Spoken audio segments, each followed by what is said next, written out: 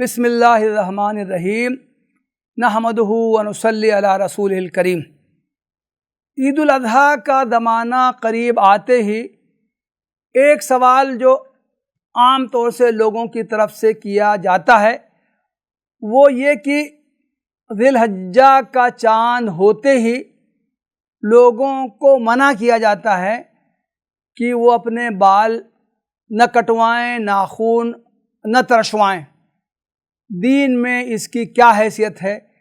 کیا بال کٹوانے اور ناخن تراشنے سے اجتناب کرنا ضروری ہے یا یہ کہ یہ محض ایک استحبابی حکم ہے، کوئی چاہے تو کرے چاہے نہ کرے؟ عام طور سے یہ سوال بہت سے لوگوں کی طرف سے آتا ہے۔ آج کی مجلس میں اس سوال کا جواب دیا جا رہا ہے۔ حدیث کی کتابوں میں ایک حدیث بیان کی گئی ہے، ام المومنین حضرت ام سلمہ رضی اللہ عنہا سے مروی ہے کہ اللہ کے رسول صلی اللہ علیہ وسلم نے ارشاد فرمایا، اذا دخل العشر واراد احدکم ان یضحی فلا یمس من شعرہ ولا من بشرہ شیئا۔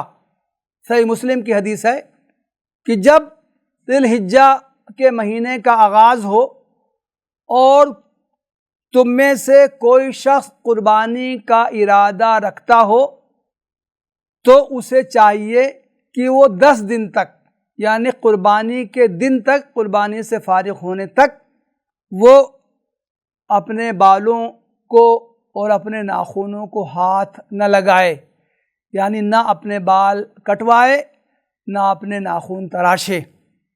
یہ حدیث صحیح مسلم میں اور دوسری کتابوں میں آئی۔ صحیح مسلم ہی میں حضرت ام سلمہ ہی سے ایک دوسری روایت ہے، اس کے الفاظ کچھ مختلف ہیں۔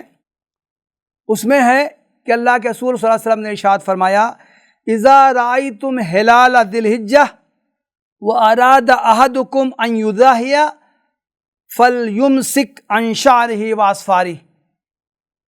جب تم ذی الحجہ کا چاند دیکھ لو اور تم میں سے کوئی شخص قربانی کا ارادہ رکھتا ہو تو اسے چاہیے کہ وہ اپنے بال کٹوانے سے بچے، اپنے ناخن تراشنے سے بچے۔ ان دونوں کے احادیث کے الفاظ سے معلوم ہوتا ہے کہ یہ کوئی عام حکم نہیں ہے جس کا ہر مسلمان کو پابند کیا گیا ہے۔ ان دونوں احادیث میں یہ صراحت ہے کہ یہ بات صرف ان مسلمانوں سے کہی گئی ہے جو قربانی کا ارادہ رکھتے ہوں۔ دوسری بات یہ ہے کہ اس میں تاکید کا اسلوب نہیں اختیار کیا گیا ہے۔ ان احادیث کی بنا پر فقہا نے جب ان میں غور کیا تو ان کے نتائج میں کچھ فرق آیا۔ فقہا نے ان احادیث سے الگ الگ استنباط کیا ہے۔ امام احمد ابن حنبل اور ان کے مسلک کو ماننے والے فقہا کہتے ہیں کہ حدیث میں حکم دیا گیا ہے، حدیث میں بال کٹوانے اور ناخن کاٹنے سے صاف الفاظ میں یہ منع کیا گیا ہے، تو گویا کہ اس سے اجتناب واجب کا درجہ رکھتا ہے۔ لازمی طور سے قربانی کرنے والوں کو اس سے بچنا چاہیے۔ امام مالک اور امام شافعی کے مسلک کے فقہا کی رائے ہے کہ احادیث میں چونکہ ممانعت آئی ہے بال کٹوانے سے، ناخن تراشنے سے، اس لیے اس عمل کو واجب تو نہیں کہا جائے گا، البتہ اس کی حیثیت مسنون کی ہوگی۔ اللہ کے رسول صلی اللہ علیہ وسلم کا ایک حکم ہے تو اسے سنت کا درجہ حاصل ہوگا۔ بال نہ بنوانے کو، ناخن نہ ترشوانے کو مسنون عمل کہا جائے گا۔ البتہ اگر کوئی شخص بال بنوا لے، ناخن ترشوا لے تو اس کو کہا جائے گا کہ اس نے ایک مکروہ عمل کیا، ناپسندیدہ عمل کیا، اللہ کے رسول صلی اللہ علیہ وسلم کے ارشاد کی مخالفت کی اور فقہ میں مکروہ کے 2 درجے قرار دیے گئے ہیں، مکروہ تحریمی، مکروہ تنزیہی۔ اس کا شمار یہ فقہا مکروہ تنزیہی میں کرتے ہیں۔ البتہ احناف کے نزدیک یہ مکروہ بھی نہیں ہے۔ کوئی شخص ضرورت محسوس کرتا ہے تو وہ ذی الحجہ کا چاند ہونے کے بعد بھی بال بنوا سکتا ہے، ناخن تراش سکتا ہے۔ اس کی دلیل وہ یہ دیتے ہیں کہ اگرچہ اس حدیث میں ممانعت آئی ہے لیکن بعض دوسری احادیث میں اس کے جواز کا اشارہ ملتا ہے۔ مثال کے طور سے ایک دوسری ام المومنین حضرت عائشہ رضی اللہ عنہا یہ بیان کرتی ہیں کہ اللہ کے رسول صلی اللہ علیہ وسلم کی طرف سے جو قربانی کے جانور ہوتے تھے ان کے لیے میں قلادے تیار کرتی تھی۔ اللہ کے رسول صلی اللہ علیہ وسلم انہیں قلادے پہناتے تھے اور پھر ان کو قربانی کے لیے بھیج دیتے تھے۔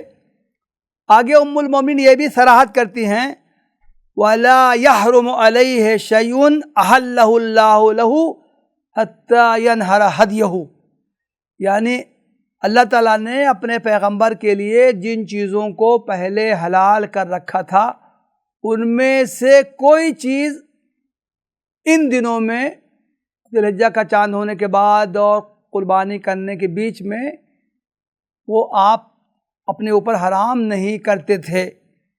تو اس حدیث میں یہ صراحت ہے ام المومنین حضرت عائشہ سے جو مروی ہے، اس میں یہ صراحت ہے کہ ان دنوں میں کسی طرح کی کوئی پابندی نہیں تھی، کوئی ممانعت نہیں تھی۔ اللہ کے رسول صلی اللہ علیہ وسلم نے اپنی ذات پر کسی طرح کی پابندی کو عائد نہیں کیا تھا۔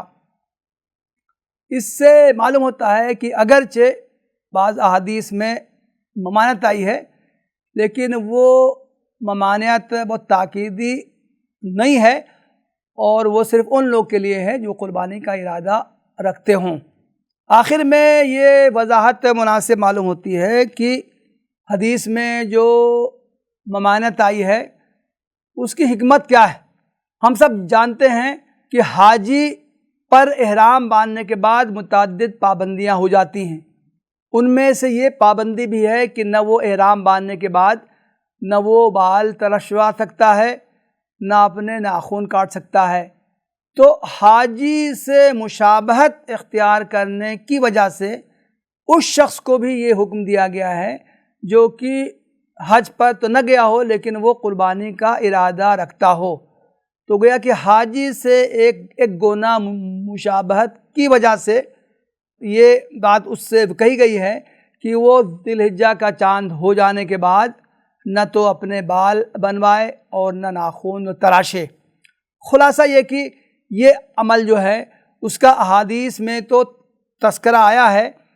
اس تعلق سے ایک بات تو یہ ہے کہ یہ بات صرف ان لوگوں سے کہی گئی ہے جو قربانی کا ارادہ رکھتے ہوں۔ جن کو قربانی نہ کرنا ہو وہ اس حکم کے مخاطب نہیں ہیں۔